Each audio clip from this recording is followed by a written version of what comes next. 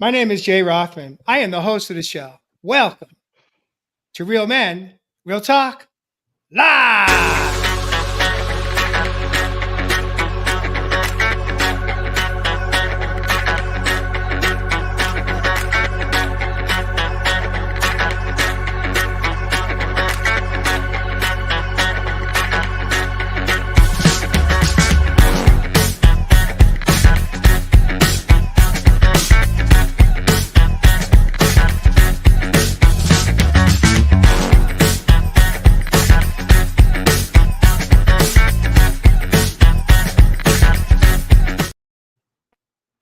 Viewers, if you're joining us tonight, live or on replay, you showed up right on time, your time.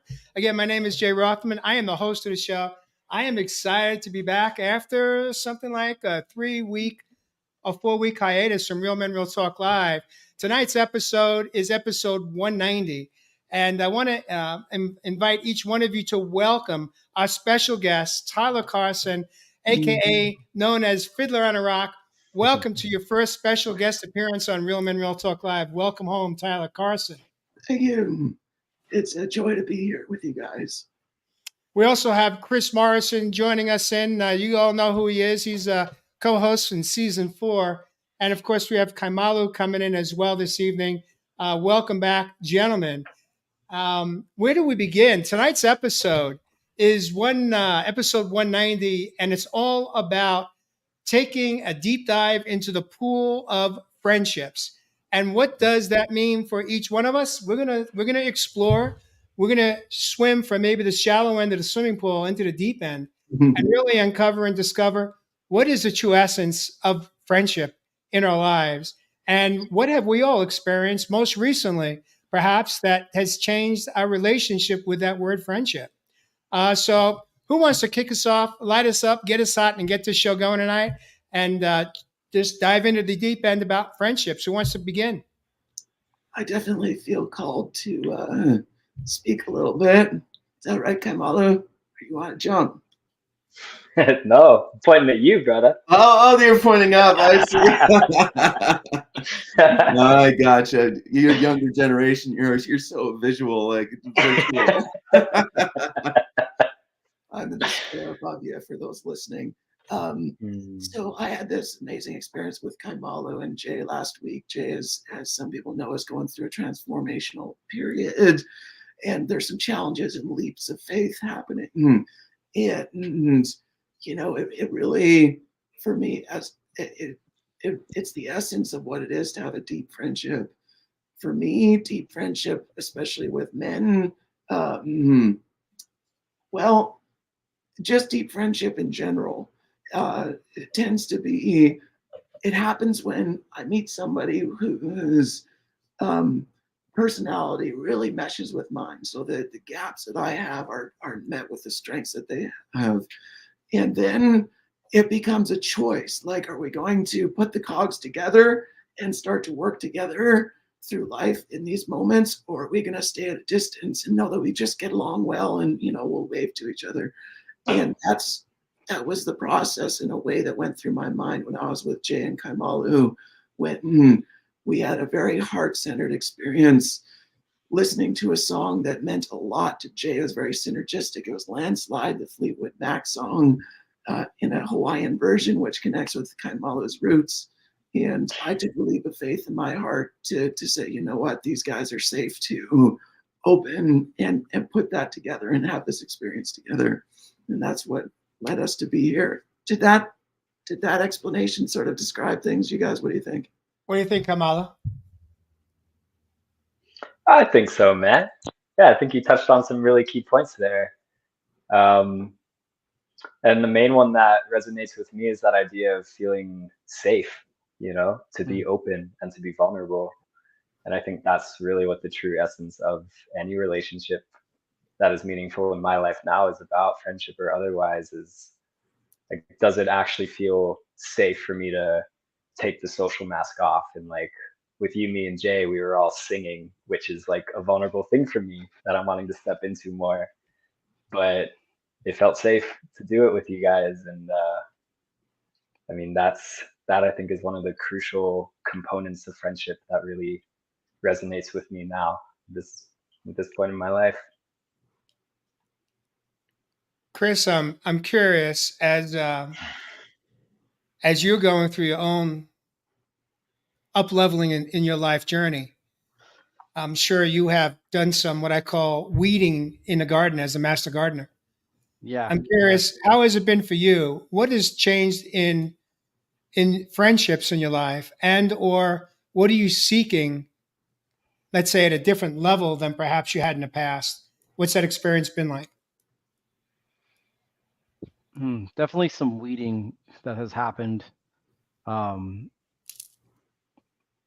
know, and I'm pretty kind of open about it. Is, you know, here's the things I'm into right now, right? Here's where I'm at, and where I'm, you know, what I say is where I'm creating from, right? Like, I'm creating from love, I'm creating from joy. If you, and the relationships that I have need to have presence. If I'm with you, like, this isn't hanging out. I'm not, you know, texting 13 different people. And if I say that I'm going to be somewhere, you know, commitment, presence, create from some authentic place. And I'm willing to have those conversations. And when people are like, that's just not for me, I'm like, well, then I don't know what to tell you. I love you. This is where I'm at. If you want to see more, hear more, I'm always going to be here for you. But there's definitely been some distance, and I've had some people just react pretty poorly to, no, I don't want to go do that. No, that doesn't sound like something that really serves.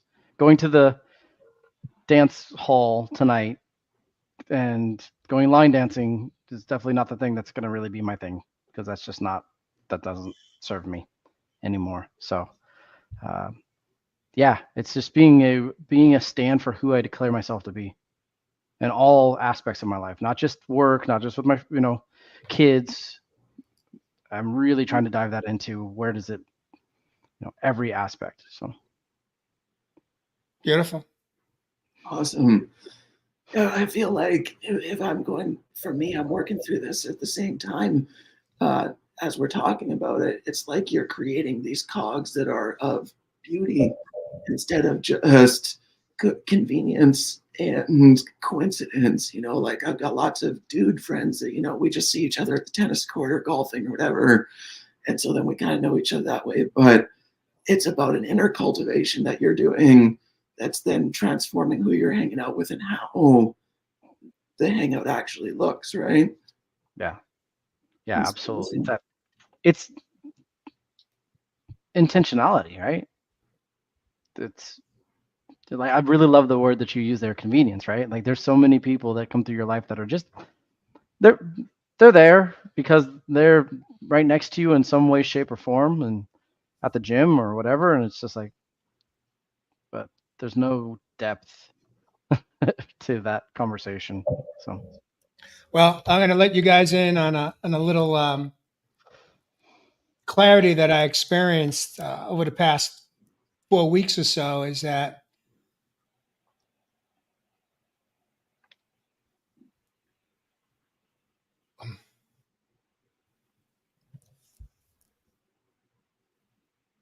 Jay's feeling a lot right now in this moment, generally, I think. yeah, when you get hit pretty hard, call it a 2x4 that comes piercing through your body temple, you end up with some downtime. You end up with an opportunity to pause. You end up with an opportunity to really assess who is in your life, who's important in your life, what relevance,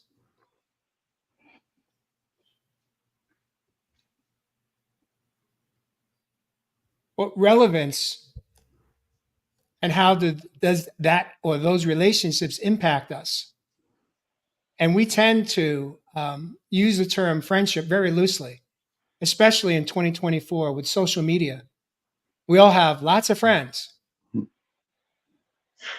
but how many people, when you are in need, when you are hurting emotionally, physically, spiritually, financially, how many people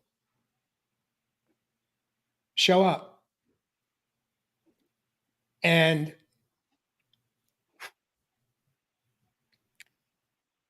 this pause gave me an opportunity, as much work that I have done. Hmm. It provided me to go even deeper, meaning I went headfirst into the deep end of that swimming pool this last month. I really decided it was time to get out of the shallow end and really look at the choices in my life. And, we talk about the word time, Time, not Thyme, not the essential oil, but the time. And many people in the spiritual community say that time is an illusion. And that may be true. But I have a different relationship with time today. And that for me is about when I'm doing my work, and my work is to connect with people, connect and bring them back home to the soul, to love of self. I'm in it 100% or more. But when I'm not working, how do I choose to spend my time? Who do I choose to spend my time with? And what do I choose to spend my time doing? Is really became very clear to me in this new season, the storm of the season. And for me, what happened was when Kaimalu and Tyler decided to uh, stop by my home just to have a visit, just to see me. It may have been the first time that you were seeing me, maybe the second for Kaimalu. I think the first time for Tyler, since he got word that I went into pause. And as we were sharing and just connecting through conversation, we talked about this particular song, Landslide. That was the impact it had on my life just in the last few weeks leading up to this visit with Tyler and Kaimalu. And Tyler asked if we could play a version of the song that Kaimalu had introduced me to, which was more of a reggae beat to the song than the original. And in that moment, they were sitting next to each other. I just decided to stand in between them, and they both grabbed me and held me. And we sang and we danced. And it wasn't a social experience, it was a soul experience. It was one that I had never experienced before in my life, not with just one man, but with two men holding me up, holding each other, singing, dancing. At one point, I had a sling on. I removed it just so I could be free in that moment. And what I experienced was something so profound, so soulful that it just brought me to that deeper level of truly having that experience here, not up here. And I believe it was Tyler was as impacted as Kaimalu was, but he reached out to me. I think a day or two later, and I had invited Tyler to join us in Real Men Real Talk Live months earlier. But after that experience in our home, he said to me, "I think I'm ready now to come in." And so that's what led up to this. But I will tell you this one other thing, viewers. I met Tyler Carson in a community of Sedona. He's known as Fiddler on the Rock. I met him either at a retreat event or just on the land where he plays at sunset by Airport Mesa in Sedona. And I literally fell in love with you, Tyler, not just because of such the talent that you have, that you play, but how you play. You don't play from here. You play from here. When you are performing, you're performing from the soul. And I fell in love with that aspect of you. And so this was just an evolution. We're not going to call it a revolution, but it was an evolution of time. And I've been taking up a lot of time right now. So I do want to pass it. But I just wanted our viewers to understand why tonight's topic was so important and profoundly impacted my life. My experience with friendships today now is very different. Well, Jay, thank you so much for fleshing out that whole picture, because I think in my experience as well, coming to deep friendship is as much about coming to deep friendship with myself as it is with others. And the question is, how do we come to deep friendship with ourselves, right? And sometimes it's a life circumstance, external. Sometimes it's an internal life experience, physical or mental. And when we get those openings, those cracks, they say that's where the light comes in. We're given this opportunity to patch it up real quick and pretend like everything's the same, or let that light reflect a new reality into us and meet the world in a different place, and welcome others to help us is I think perhaps one of the most beautiful ways to start developing deep friendship, and also deep friendship with ourselves. That's a co-regulating nature of deep friendship, is when we're sharing what's really close to our soul and our heart, our inner life, sharing that with someone else who's willing to listen. Something starts to spark,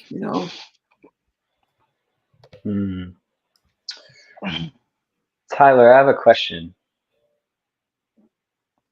Have you always been your own friend? And if not, at what point did that shift for you? When did you become your own friend? That's a really good question. And I've been my own friend with a very specific set of rules, I think, applied to myself. I had a lot of anxiety in my life. That was something I had as a child. It doesn't really matter the how or why, but it would set me off emotionally a lot. I was just very unsure of how I would be able to wake up and meet the world. And so I usually felt safer by myself. I became a really good golfer as a kid, oddly enough. And that is something that you do by yourself mostly. Even if you're with other people, you're usually at least 50 feet apart, like you can't talk to each other. And you spend 4 hours together, and yet you may have not exchanged more than 5 sentences outside of the golfing conversation. And it's funny when we talk about male friendships, that golf would suddenly come up, because how isn't that the archetype of the male friendship, right? And I think maybe that is partially why, we all have these rules inside of ourselves. For me, it was, how can I make sure that I'm going to feel okay? So how can I interact with this person this way and that person that way, or myself in this situation, myself in that situation? And to answer your question, I think that when I became a friend with myself was when I started doing really deep healing. That was through different modalities, but mostly through inner meditation, but more like therapy, honestly. Like inner family systems was one that I worked with. It has a lot to do with connecting with the inner child. And as soon as I started to balance my own nervous system, I was able to receive more of myself. And then I was able to say yes to Jay coming on here. Like, this was actually not an automatic for me. It was something that I had to sort of find some safety in. And Tyler, I'm curious. Do you feel safe tonight? I do, actually, and it's a little bit surprising. It's what? It's a little bit surprising. Well, you've heard me say this before, but this time I'm going to say it to you. Welcome home. Welcome home. Thank you, brother. Yeah, that's it. It's all about coming home to ourselves, right? Mm. Chris, you've been such an active listener tonight. I'm going to put you in a hot seat.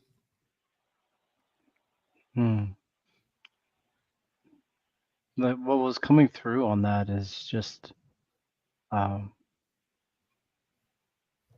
that feeling of needing to be guarded, to not show emotions, to just keep everything at surface level, and having that construct that we can't show our feelings. We can't, and for me, if I can't be authentic and show how I'm feeling, I don't think that I can connect with people, or people are far less likely to be able to connect with me. Some part of that. And so, yeah, just getting beyond that social boundary, social binding, that we can't show emotions, can't, got to be all these different things. And so the question I had was, I don't know. What the question I had was, what specific thing made you feel unsafe? Like, you said that you didn't, you or what was the key for you to feel safe? Let's go it that way. I like that. I like that a lot, What's the Chris. thing that made you feel safe? What was it the conversation and, with the music and having,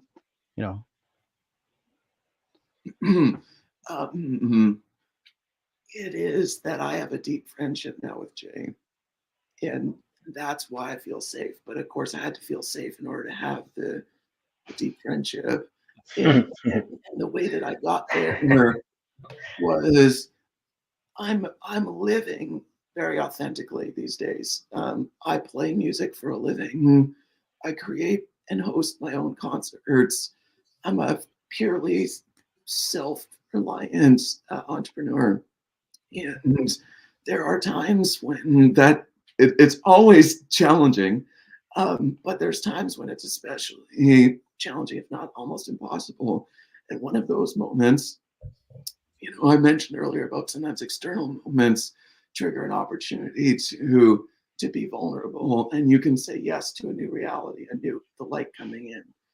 And what it was I was hosting this concert every week, and there were logistics that I didn't expect, which involved setting up the show and tearing down the show. And so I had to set up a stage, I had to set up merchandise tables, I had to greet the audience, all these things. My old self would have just figured out a way to do that by myself. My new self had already connected with people that might actually say, I would love to help you. That's like, I just got to pause for a second. I would love to help you. That's what Jay and his partner Mary said to me. Not only did they say it, they walked it out every week for a year.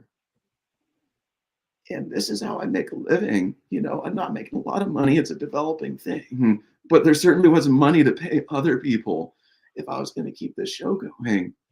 And for some reason,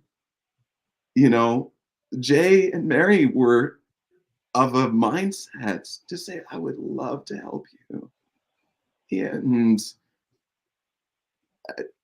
I was able to receive that and say yes, but it took months before I felt confident that they were sincere even in themselves, that that's what they wanted, and then through time, conversation, and actually through the music, which is my most authentic way of being, is when I'm on stage. That was a channel for me. So it's about the cogs again lining up, these different parts of Isn't my it life. interesting, Tyler, that it was the music that brought our relationship to that next level through Landslide? Again, you're right. It was how we met. It was how we developed our connection, and then we hit another level. That kind of makes sense, right? There's usually a main theme that we have with our core friends that we relate around. What do you think, Chris, makes a relationship healthy, a friendship healthy? How do we cultivate a healthy friendship, and how do we define health in a friendship? That's an interesting question, because something that I've been really leaning into is intentionality, and being open about the intentions that I have, and and new relationships and new friendships. It's like, this is these are where I'm creating from. This is like, this is where I would like to meet you. I like the what Tyler's saying about the cogs, right? Like, I'm cog A, and this is how I've created myself. Um, this is, I see you as cog B, and do we fit together? And being just very open with that, hey, this is where I need help, right? Vicky Abadasco, who has helped me out so much in writing my kids' book and all these things. It's like, we are, when we talk, it's very intentional about what we're trying to do. And that's been a beautiful thing, to be like, hey, this is where I need help. Can I help you in this way? These are the ways that I can show up for you. And that's, and then holding true to those commitments, right? Being my commitment, and everything I say I'm going to do, and doing the very best I can is one of the key aspects for me of just being the best father, being the best friend, employee, whatever it is, whoever I'm being. So one thing I wanted to kind of kick back over to you, Tyler, is that you said that you're your most authentic self when you're playing music. What would that look like in your life to carry your most authentic self everywhere you are? Be your most authentic self everywhere. Well, in part, I think the question is, what is an authentic self, right? And so I think another way to look at it is, when I'm in my music, it's one of the ways that I can express the most about who I am in a short period of time, and probably in the most comfortable way. And I think everybody probably has their zone. I'm a little unique because I do it on stage, but that's inherent in who I am. Like, I started performing as a child. So, and I love being on stage. As soon as what happens when I get on stage, and it happened since I was little, I feel a shift, an energetic, and you could call it a spiritual shift, but I physically feel it. Like, when I was a little kid, before I knew anything about the concepts of spirituality, energy, anything like that, I just knew when I got on stage, I got energized, and I also felt so much joy. And I think that if we can find that place in our life, then that's where we're going to find the most easy way to show our authentic self, the core of who we are, and make connections. And I say that as well because my authentic self is also quiet. I have a voice condition. That's why my voice comes and goes. And I'm not inherently a quiet person necessarily, but I am introverted in the sense that I'm very sensitive and feel deeply.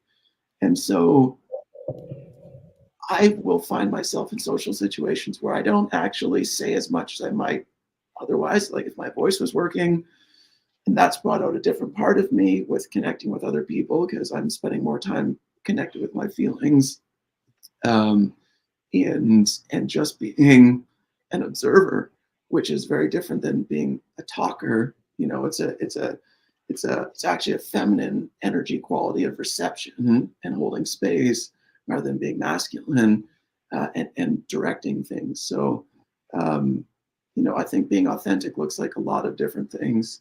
And so I feel like that's what I would say about that question. What about you, Kamala? Or what is being authentic, and how do we connect?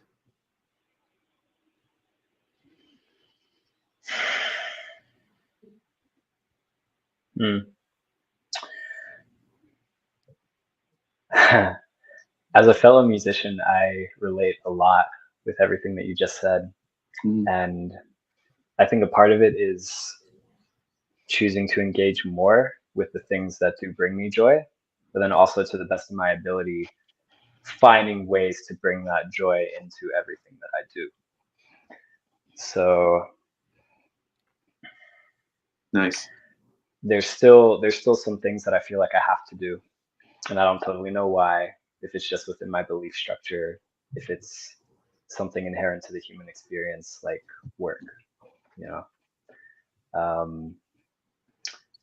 There's ways, what I'm finding, because I'm working a few different jobs right now. I'm working as a barista, I'm working building little necklace pendants, and I just started a new job selling beauty products.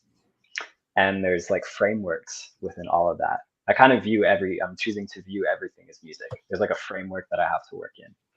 You know, I only have so many keys on a piano, right? You got 88 keys. What you gonna do with it? Right on. And there's a framework to each one of these jobs.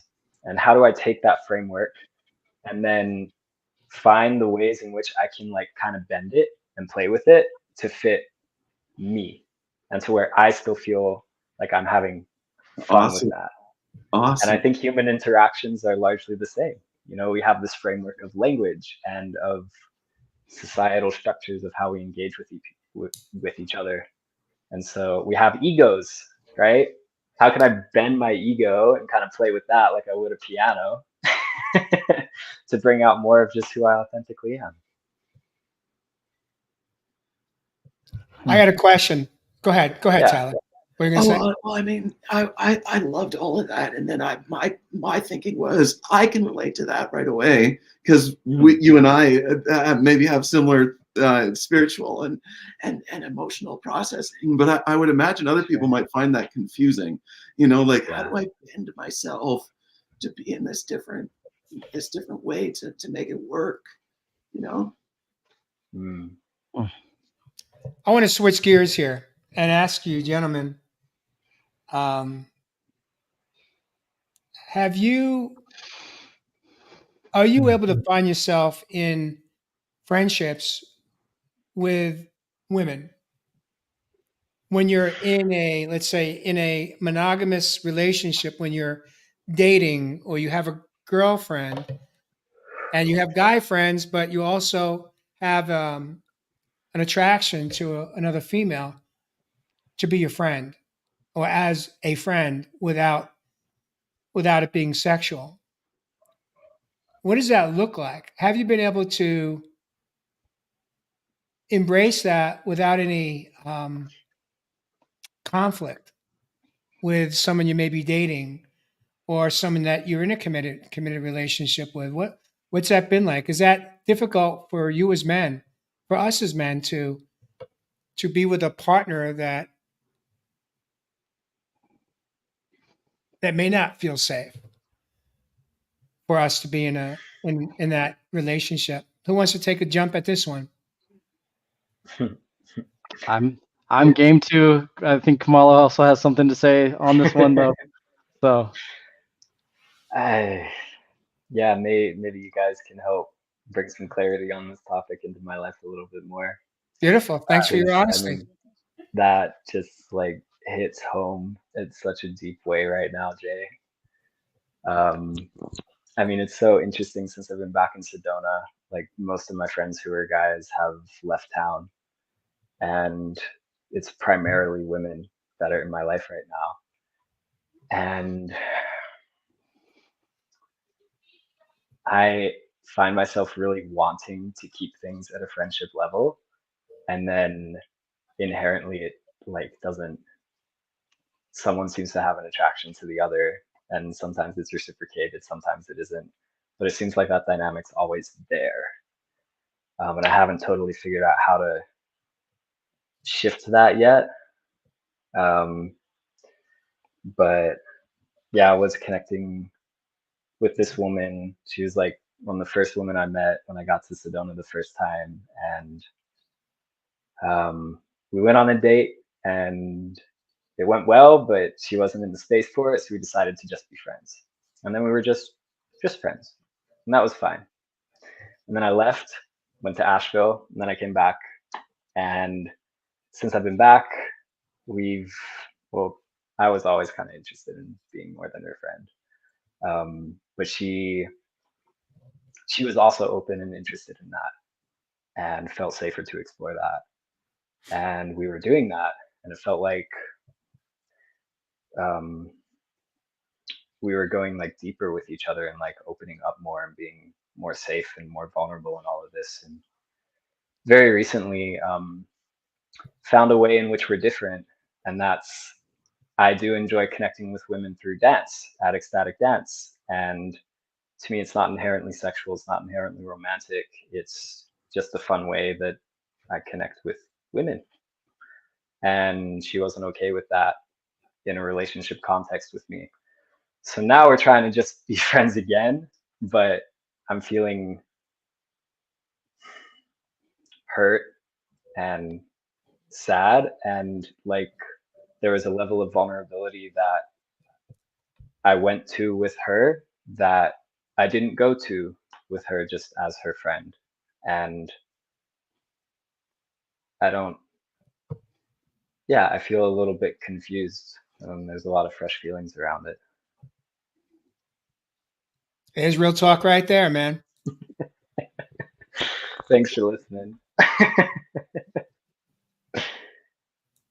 Chris, you want to jump in on that one, or Tyler? Anyone want to rebound off of what Kamalu just shared as far as your own experience with being in a dating or committed relationship, and then having women that you either are in a friendship with or you feel pulled to develop one?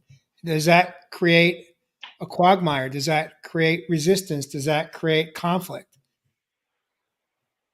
And I'll be real fair with each one of you. I'm going to share my own personal experience with that, but I'm going to wait. Well, as soon as you start talking about it, the thing that just leaps out to me is boundary practice. Like it's really asking us it gives us a very clear opportunity to pay attention to what's happening under the surface, because attraction happens under the surface level of conversation. It's in between the words, it's body language, it's all these different things. And so, and I remember the first time that I was learning about, the term boundaries. I was in my mid-20s. I don't know if that was late or if it was appropriate to my generation or what, as at the end of the millennial window. But I thought, oh, boundaries. Okay, so that's something that's like a yes or no, and once you learn it, then you've got it. Yeah, and wouldn't that be great? And so like what I hear come all over is, you're in a complex interaction there, and give yourself the compassion to recognize that this is a complex situation, and a lot of people won't even enter it, just like that we wouldn't even enter this conversation, and so you're being really brave. And I think what is happening for both of you, this is the benefit of being brave and touching edges, the boundaries thing, the edge of the boundaries. you're learning about yourself and she's learning about herself.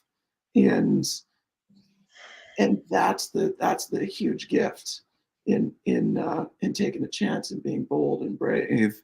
And I think also when it lines up, it can be the foundation of a really good connection with someone. Because if you can work through these things, you learn that to trust each other on a deep level. You know, it's like with Jay, I didn't just assume he was my best friend because the first day he showed up and said, I'll work for free. You know, I wasn't even thinking about it on that term because I've had enough experience with people that I wanted to be like, well, hey, that's amazing. And I'm just going to witness this for a minute, you know? And so I think it's the same thing. The fact that you are doing that, I hope she's taken a minute to go, wow, this is amazing. And I'm connecting with someone who would first give me space, then come back and still connect with me and be open. And, you know, seems like it's a beautiful thing. It's, although it hurts, it's doing good things, right? It's growth. Yeah, growing pains. Right? Yeah, exactly. Chris, you're sitting there being either you're pondering or you're reflecting. Have you had this the same experience, or how do you navigate through it? Oh man, I've messed this up in every possible way. I've been on every side of this conversation. You know, I've been in relationships that had more open aspects to them. I've been in open, you know, like my last relationship where I messed up and I stepped out of that relationship. You know, I have messed this up in every possible way. And so as I step into my newest relationship, one, I'm very open about those things, that, you know, the places that I have messed up my, you know, previous aspects. And two, her and I are actually creating our basically we're calling it our relationship relationship intentions document or whatever it's, you know, but we are being very, very intentional about what that relationship looks like, right? You know, and we have, I pulled it up, that was one of the things, you know, our intentions are grow together, be each other's teammate, and I have, you know, some defining things behind, you know, underneath each one of those. Honor our commitments, hold space for each other, communicate open and honestly, nurture our individual passions, right? And this is where for me, like I like, okay, I don't like to go do the line dancing, but there's some Latin dancing stuff that's a blast for me, right? And I have some really safe friends that I can go do that with. One runs the Latin dance night down here, and so I have no fear that going and dancing there would be an issue, in that it's part of how we're creating a relationship. You know, there's things that she likes to go do and that aren't my thing. Beautiful. That's great.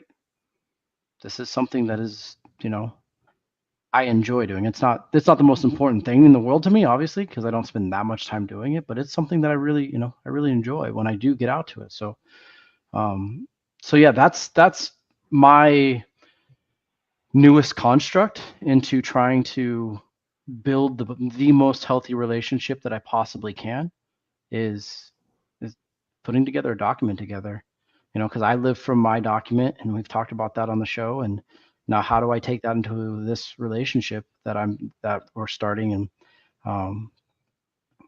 come back to it often, right? Come back to it often, where when there's places that I can, you know, hey, you know, this is a place where, you know, I just, you know, a couple of nights ago, she had a really tough day and she shut down. And I was like, hey, like, this is a really good spot where we can lean into this intention, where I get to hold space for your release. That is something that is an intention that we have set. Can we step into that right now? And having that construct where we've talked about these things has been really, really, really powerful so far. So that's, just trying to create myself in a way that I'm not going to, I'm going to be very careful with my words here. Excuse me. I want to be very concise with my creation. Yep. Creating this is going to be the most powerful thing I've ever done for a relationship ever.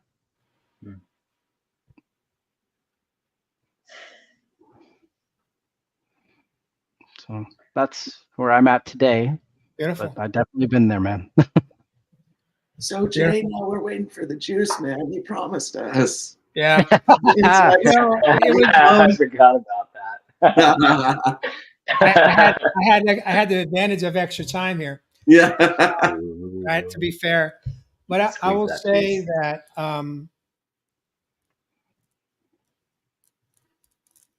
when your heart is open, it doesn't matter if it's a man or a woman. When your heart is open to experience a deeper relationship with another human being, regardless if it's a man or a woman, there's no picking sides. Not in my life today. And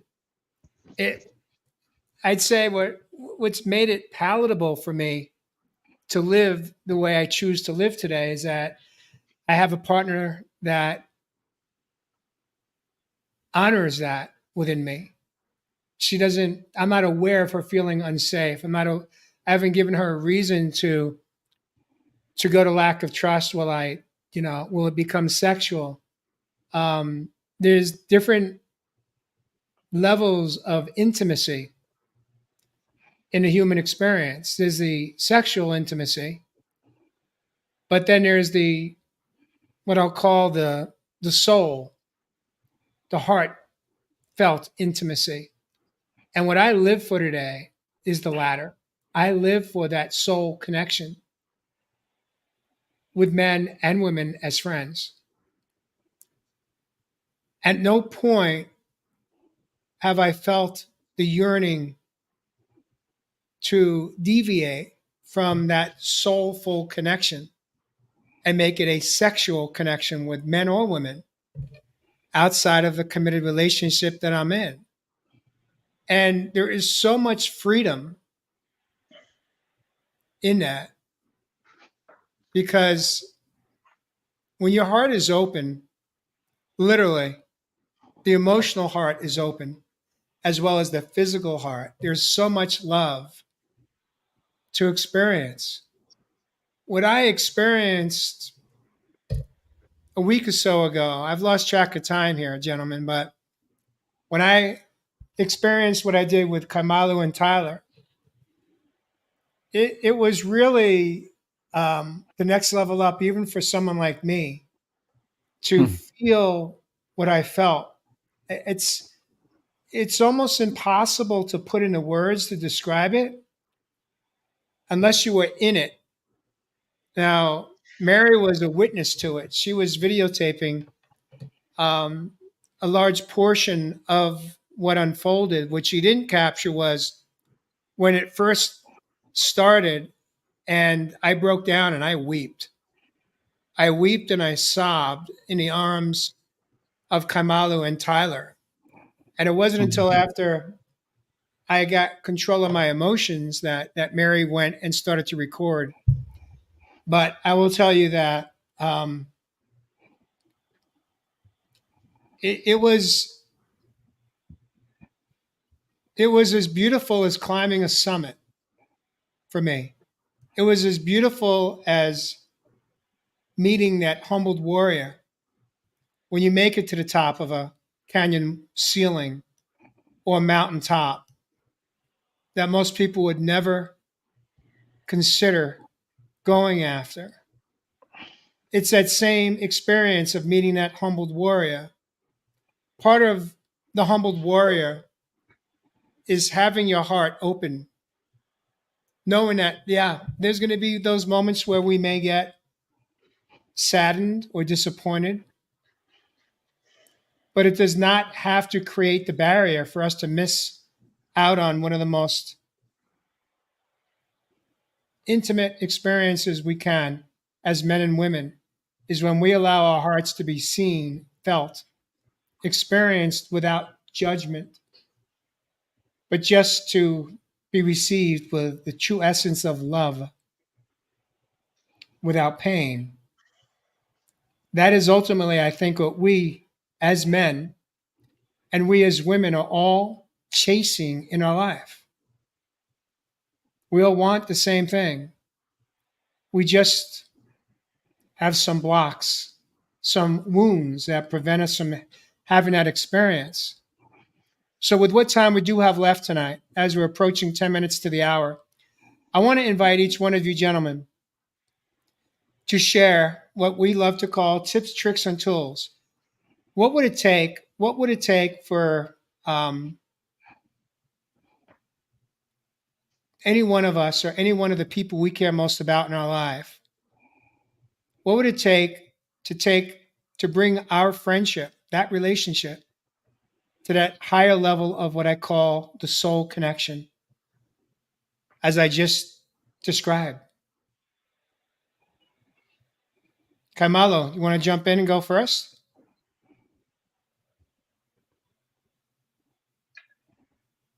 Hmm. And there's no rush. You can take a moment here just to pause. I feel pretty called on it. Okay, go ahead, Tyler. Jump in, brother. Okay. And actually, I want to connect it in with what Kaimalo mentioned about having these different jobs and finding how he could tune his life so that it was all his authentic self coming out. And the thing that I thought of is a person has strengths, right? We have certain things that we're really good at. And what you described, for example, I would say social interaction is a common thing through all of the work you're doing, and also salesmanship in a way. And I think those are the two things that friendship development actually happens to be about. And interestingly, if we lean into our strengths when we think about building friendship, like I think about some of the people I know that don't have a lot of friends. I think a great place to start is your strength. Like if I go to a new town, the first thing I might go to is go play some music at a local jam. And I'm going to meet all these people that have similar thoughts, interests. I can meet a lot of people. So everybody has a certain strength or thing they love to do. And the bonus about approaching it that way is we're going to bring more of what we already love into our life. And we're going to attract other people who reflect that back to us and help create it bigger. And next thing you know, over time, friendship and self-development become one and the same. And we become more authentic and more intimately connected with everywhere we're going. Amen. Yeah. Right on. Yeah.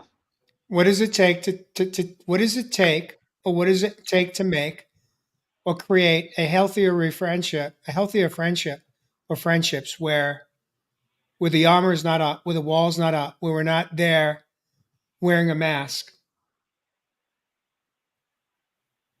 What's it going to take? Chris, you're leaning in. Presence with who we are in every moment, creating yourself in a way that declares that we create from joy, love, abundance, greatness, and leaning into that in every moment that we can. Be present with every conversation that we're having. Am I being myself? Am I being the version of myself that I want to be in this moment? Continually observing who it is that we are showing up as. Mary, active listening is absolutely a huge part of it, but the biggest part is active listening to ourselves. How are we showing up? And when that isn't in alignment with the way that we want to show up, change it. I did it at the very beginning of the show. My mic wasn't working and I was grumpy and that was not who I wanted to be in the moment. So I sat back, I closed my eyes, I took a breath, and I was like, I am love, I am joy, I am compassion, and I am peace. And I changed it. And you guys can all attest to that. I was not that cool 3 seconds before we got on the live because I was all upset about my mic. And here I am. We all have that choice in every single moment. So choose. I Do we say have simple, not easy Mm, for many. reps. Lots of reps. Lots of practice. do we have to show up in that way though in order to be loved and seen deeply in friendships? Like, is there not space in a deep friendship for us to be grumpy or to be angry? I think that's the deepest friendships. Yeah. The ones that remind you who you are and sit there and love you no matter what until you remember. Because we all forget. We all have moments of forgetting who we are. Yeah. And it's those friends that will sit in the mud with you. And they don't tell you to go clean up. They don't tell you that you're sitting in the mud. They just sit there with you and hold space and love you until you're like, what are we doing in the mud? I'm like, I don't know, but it's been great sitting here next to you, buddy. Want to go clean up? Perfect. Let's do that. I'm trying to change you, but they know who you are. They see you, and they're there for you. So is surrender a tip and tool and trick and tool? That's what I hear from you, Kaimalu, when you point that out. And it's really wise, right? Be present and also compassionate, not judging, not striving, surrendered in the moment, right? I know that's something that I would love to bring more of into friendship and be able to be muddy. Yeah. Yeah. Yeah. I think in just reflecting on your question, Jay, and listening to everybody speak on it, that's an area that I've been finding more is like allowing myself to be the muddy person.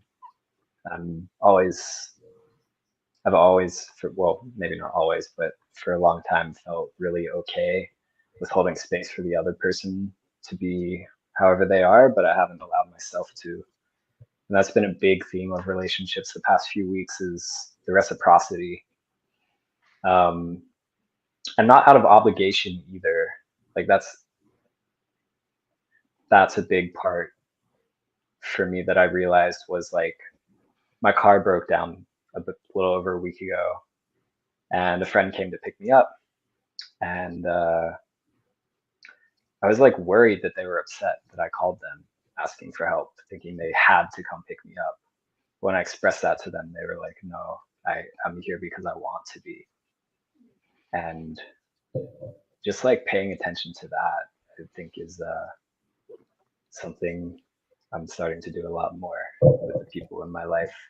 Is who can I be muddy with? Who can I reach out to for support, and who actually like wants to be there as my support when I'm in that space.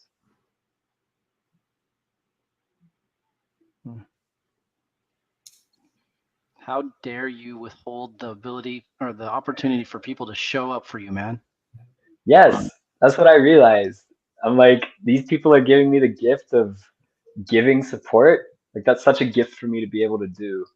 Why would I block others from being able to have that same experience? Yeah. Absolutely. Mary refers to it as don't block someone's blessings. And it's something that I've really embraced this stormy season that I stepped into about 3.5 weeks ago. I've really opened myself to receive. on any level, and it's unique, it's different. Mm. However, it's provided me so many blessings, so many gifts to receive, and Mm. it's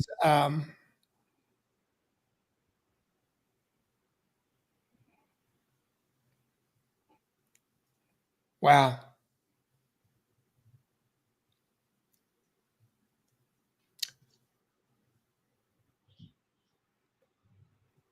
It really has provided me a reflection, a mirror,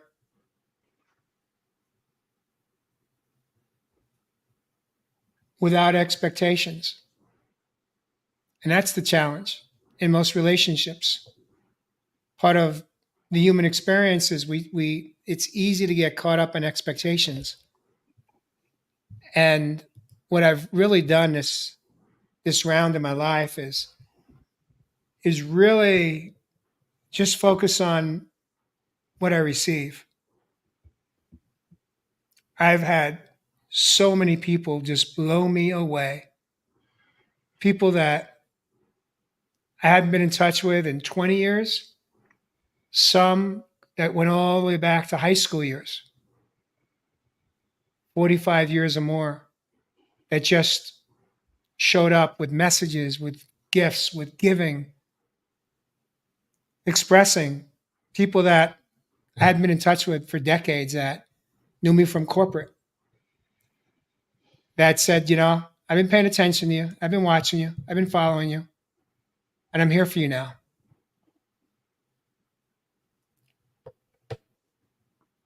We never know whose life we impact by showing up with our hearts open, showing love, expressing love, sharing our love. You never know. But if you don't try, if you just hide, isolate, you'll never have that experience. I'm speaking to all of us. And I knew, Tyler, when we started to show up at your events weekly, consistently, I knew in my heart that there was a part of you that was questioning, like, why? Why would somebody do that? Why would people do that? I can't speak for other people. I can only speak for myself. And this was my why. Because I fell in love with you. I fell in love with your heart. I fell in love with your soul. I fell in love with your presence consistently. How you show up week after week, delivering, not from here, but from here. And your story that goes all the way back to 4.5, 5 years of age. And you made it easy for me not to want to. I didn't have a choice. I was like, are you kidding me? Of course I'm going to show up. That's what this journey of life is about. For each one of us, keep your heart open. As a conscious observer, not everybody is worthy to receive your love. But when you are able to determine that in that moment you want to give, you want to share, you want to hold, you want to cry together, give yourself permission to do just that and watch your life be changed forever. My heart is more open tonight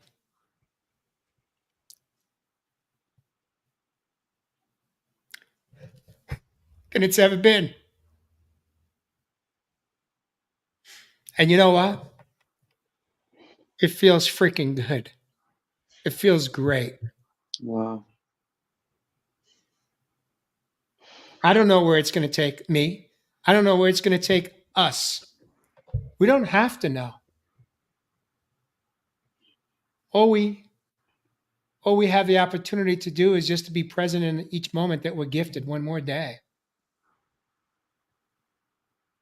Just be your authentic self with Mhm. healthy boundaries in place. Anyone else have anything they want to add before we put a pretty bow on the show and call it a wrap? Just that being here helped me move more into this whole thing, man. You know, being real, it helps to talk about it. How was it coming on for the first time tonight, Tyler Carson? How do you feel now? Inspired to continue being, finding the areas where there's more room to open and be authentic and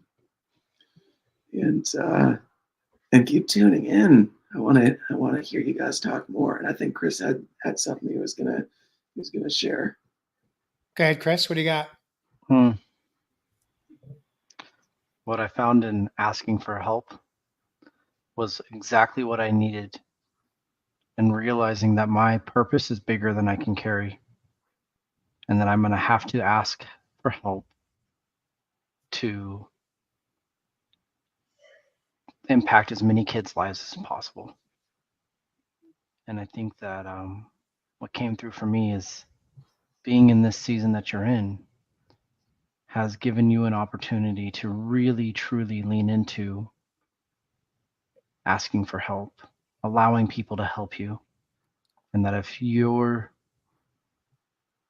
get to learn the lesson, we get to see the lesson of if this is going to be the vision that you really have for it, you're getting practice for asking for the help it's going to take to get it there.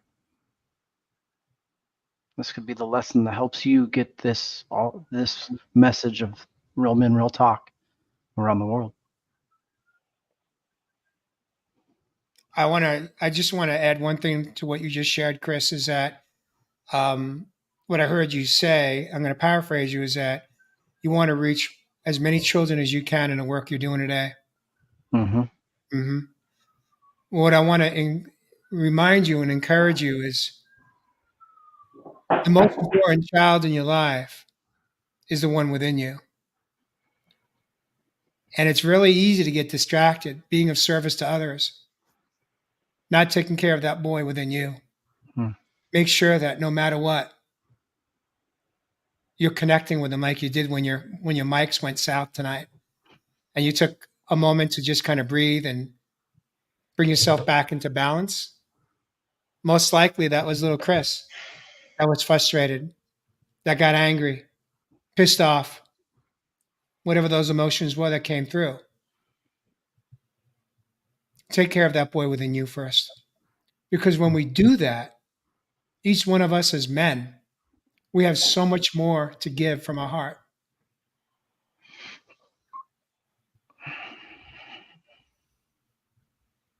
Thank you, brother. I love you, man. I love you too. And I don't throw those words around loosely today. Mm. Tyler, you feel inspired to do anything on a kick out? Or are you good? Yeah, man, I'm part of this whole vibe. This is good. Beautiful. This is really good. Beautiful. Guy, are we good? You got anything else you want to add, or are we good to go? I feel good, man. I feel nourished. I'm just so grateful. And Tyler, I really loved connecting more with you tonight, and I would like to do it more off camera sometime. Let's do it. Let's do it. Well, when we wrap the show up, I'm going to invite you guys to stay in the studio for just a quick wrap up.